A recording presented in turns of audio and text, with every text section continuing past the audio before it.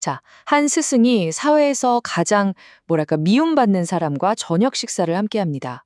이 별거 아닌 것 같은 행동이 왜 엄청난 스캔들이 됐을까요? 오늘 이 짧고 오래된 이야기를 통해서 이 강력한 메시지가 과연 진짜 누구를 위한 것인지 한번 깊이 들여다보겠습니다. 이 이야기의 핵심을 딱 잡기 위해서 잠깐 다른 질문부터 시작해 볼게요. 여러분 혹시 양자 컴퓨터 필요하세요? 들어보면 정말 어마어마하게 강력하잖아요. 근데 아마 우리 대부분한테는 글쎄요, 필요 없겠죠? 맞아요. 우리 같은 보통 사람한테는 이걸 어디다 써야 할지 그 문제 자체를 먼저 찾아야 하는 그런 거대한 해결책이죠. 자, 그럼 이건 어때요? 와, 이거 실제로 있는 킴리아라는 항암제거든요. 한 번 맞는데 3억 6천만 원이래요. 딱 들으면 당연히 아니 너무 비싸잖아요 하시겠죠. 근데 만약에 상황이 이렇게 되면 이 약은 갑자기 그냥 비싼 물건이 아니에요. 세상에서 가장 가치 있는 그 무엇과도 바꿀 수 없는 존재가 되죠. 바로 이 필요라는 개념. 이게 오늘 이야기의 핵심이니까 머릿속에 꼭 담아두고 가시죠. 자, 다시 본론으로 돌아와서 때는 약 2000년 전 갈릴리 바닷가입니다. 예수라는 한 스승이 사람들을 가르치고 있었어요. 여기 모인 사람들은 무슨 권력층이나 부자들이 아니었어요. 당시 로마로부터 무시당하고 또 사회적으로나 경제적으로나 굉장히 힘들었던 이 갈릴리 지역의 아주 평범한 사람들이었죠. 그런데 예수의 시선은요, 이 수천 명의 군중을 그냥 쓱 지나서 저 멀리 일부러 사람들하고 떨어져서 세관에 홀로 앉아 일하는 딱 한 남자에게 가서 꽂힙니다. 그럼 도대체 이 남자가 누구냐? 이름은 레위. 그리고 그의 직업은요, 당시 사회에서 가장 경멸받던 그런 일이었습니다. 그러니까 이게 그냥 세무공무원 이런 느낌이 전혀 아니에요.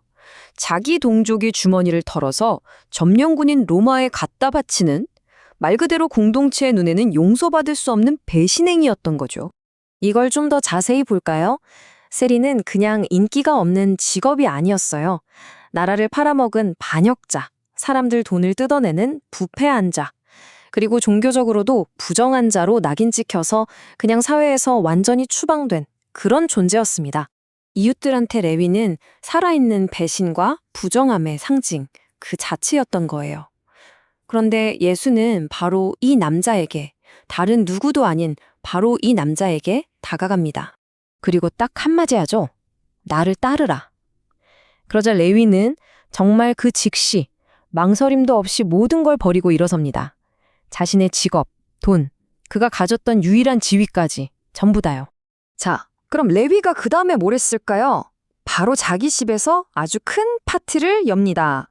근데 이 파티 조용한 자리가 아니었어요. 주비는 당연히 예수와 제자들이고 다른 손님들을 보니까 자기 친구들, 자기랑 똑같은 세리들이나 당시 사회에서 죄인 취급받던 사람들이 잔뜩 모인 거죠.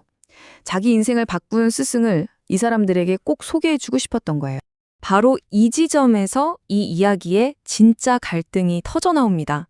당시의 종교 전문가였던 서기관들이 이 광경을 보고는 정말 기겁을 하는 거죠. 왜냐? 그 사람들한테 의롭다는 건 레위 같은 죄인들과 철저하게 분리되는 거였거든요. 여기서 죄인이라는 건 그 당시 종교적인 기준으로 봤을 때 뭔가 부족하거나 자격이 없다고 여겨지던 사람들을 통칭하는 말이었어요. 이 질문 그냥 물어보는 게 아니죠. 비난이 뚝뚝 묻어납니다. 어떻게 거룩하다는 선생이 저런 사람들이랑 밥을 먹냐? 이 말이죠. 당시 문화에서 함께 밥을 먹는다는 건 서로를 인정하고 친구로 받아들인다는 의무였거든요. 그러니까 이건 정말 상상도 할 수 없는 일이었던 겁니다. 이런 비난 섞인 질문을 들은 예수는 제자들 뒤에 숨거나 하지 않고 직접 나섭니다. 그리고 이렇게 대답하죠. 와, 정말 강력한 비유죠. 이걸로 상황을 완전히 뒤집어 버려요. 예수는 지금 세리들의 행동이 옳다고 편드는 게 아니에요. 자기는 의사고 저 사람들은 아픈 사람들이라고 그들의 필요를 진산하고 있는 거죠. 그러니까 이거예요. 서기관들은 그저 피해야 할 더러운 부패만 봤지만 예수는 치료가 필요한 영적인 질병을 본 겁니다. 스스로 건강하다고 생각하는 사람들을 위한 심판관이 아니라 자기가 아프다는 걸 아는 사람들을 위한 의사, 이게 바로 예수의 자기소개였던 셈이죠. 자, 이쯤 되니 우리가 맨 처음에 던졌던 질문으로 다시 돌아오게 되네요. 이 기쁜 소식, 이 복음이라는 건 도대체 진짜 누구를 위한 걸까요? 이 메시지는요, 우리가 아까 얘기했던 그 3억 6천만 원짜리 항암제랑 똑같아요. 생명을 구할 만큼 엄청나게 가치 있죠. 하지만 자기가 아프다고 전혀 생각하지 않는 사람한테는 그게 무슨 의미가 있겠어요? 그냥 비싼 약일 뿐이죠. 보세요. 수많은 군중이 예수를 따랐지만 사실 그들 중 다수는 그냥 병을 고치거나 신기한 기적을 보거나 아니면 재밌는 가르침을 듣고 싶었던 거예요. 서기관들은요, 우리는 이미 영적으로 건강해 라고 생각했죠. 정작 진짜 도움이 필요하다는 걸, 그 필요를 절실하게 깨달았던 사람들은 사회로부터 완전히 버림받았던 레미와 그의 친구들이었습니다. 바로 이게 우리가 이 이야기에서 얻을 수 있는 핵심입니다.